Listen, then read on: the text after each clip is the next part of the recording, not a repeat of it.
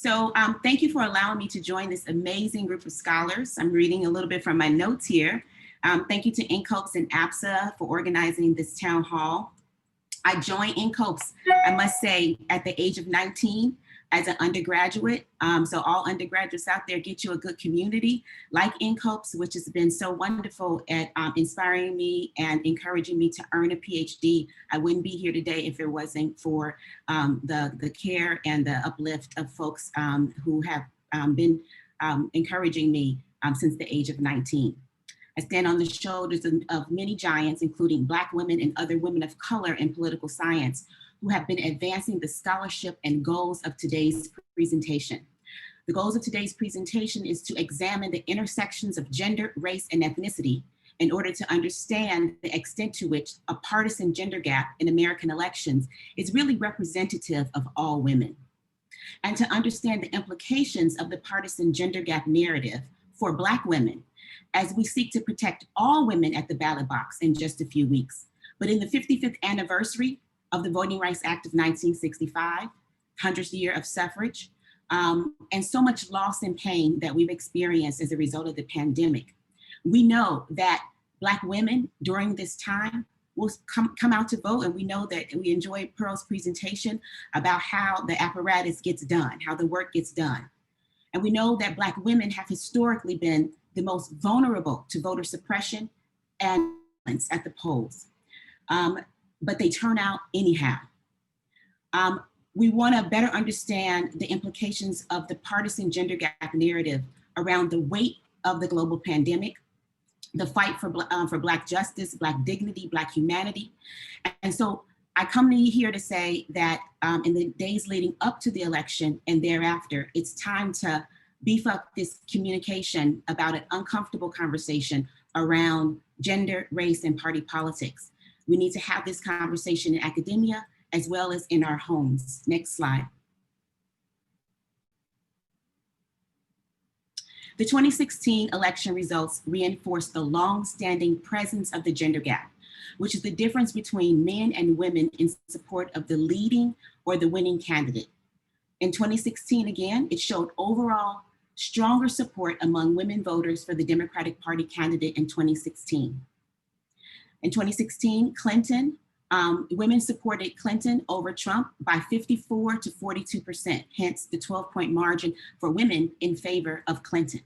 In contrast, for men in 2016, men favored Trump over Clinton at 53 to 41%, again, a 12-point point margin for men. Next slide, please. But imagine if we didn't treat all women the same. Imagine if we looked at the gender gap, the partisan gender gap narrative across race and gender.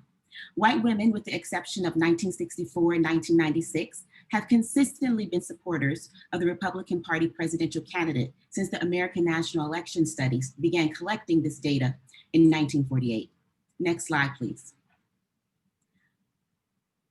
However, when you add the vote choice of Black women and Latinas, we see that the partisan gender gap between male and female voters is actually driven by the historical patterns of women of color voters, particularly Black voters, and particularly Black women voters, in majority support of the Democratic Party candidates since the 1960s.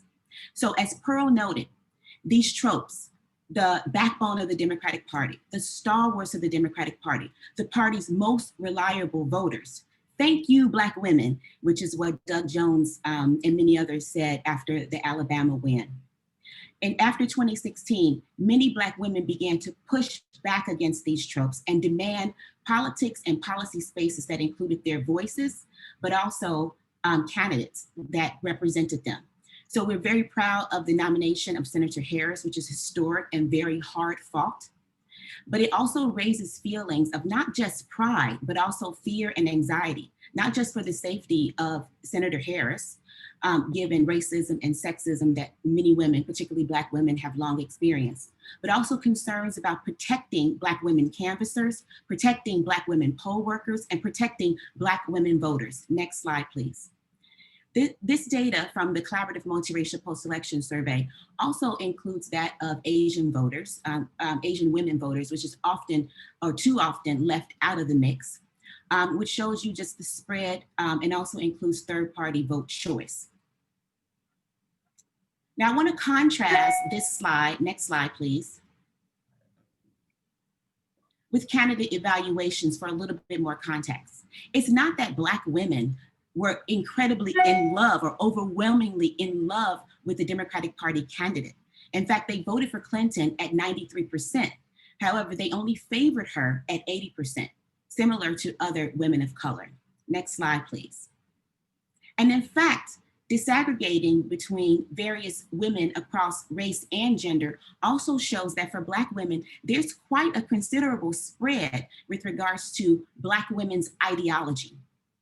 Next slide, please. So now I'm going to look just for a moment before we get to the implications to race and the partisan gender gap beyond 2016. Next slide, please.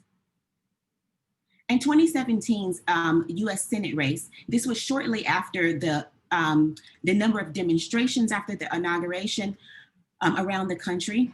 We saw, in fact, a continuation of the gender gap narrative, but once it's disaggregated by race and gender, we see a different trend emerge. Black women supported Doug Jones at 98%. White women supported Moore at 63%. College-educated women still supported the Republican Party candidate at 52%. Next slide, please. In the Georgia gubernatorial race, we also see a race and gender gap, right? Or more like the gender gap is a race gap. White women supported Kemp at 75% over Abrams at 25%. Black women supported Abrams at 97% over Kemp at 2%. Right? And for those of you, just a moment, Sekou, for those of you who think that this is just a Southern thing, if you check out Virginia and New Jersey, you also see that the gender gap is a race gap, where white women supported Gillespie in Virginia at 51%, and white women supported the Republican Party candidate at 53% over the Democratic Party candidate in New Jersey as well. Next slide, please. Now, looking at our most recent election in 2018, we do see that white women split their vote more evenly in this most recent House race at 49-49. And white women have moved towards the Democratic Party since 2016 and since the last off-election year of 2014. And in fact, 59% of white college-educated women voted for the Democratic Party candidate in 2018. Next slide, please. But we also see that in the 2018 House vote, Black women remain the largest Democratic Party supporters, followed by Latinx women who continue to shift to the Democratic Party in greater numbers. So the partisan gender gap in 2018 continues to lean Democrat due to large numbers of women of color voters. Next slide, please. So I'll conclude with a few implications. White women consistently behave differently from women of color, particularly Black women and their vote choice. Most existing studies of gender differences on vote choice, particularly before the 2016 election, have consistently been undifferentiated by race and gender and have not included large samples of different racial ethnic groups, that it gives us the ability to look at vote choice across gender and race and ethnicity. If we fail to look at both race and gender, we can never fully understand differences among women, and we'll continue to treat all women as a monolith, and they are not. The voices across geography, the heightened attention to the suburban voter as though women of color do not live, in many cases, in the majorities of American suburbs, the majorities of metropolitan areas that many women of color live in suburbs of those metropolitan areas. And also we won't fully understand other social demographics like sexuality and other pressing public policy concerns. Next and final slide, please. So I also want to invite you to view an article that I wrote in 2018, which tried to uncover and help us understand the role of sexism and racism in the 2016 election, which continues to unpack why we see some of these trends emerge between women across race and gender. Thank you.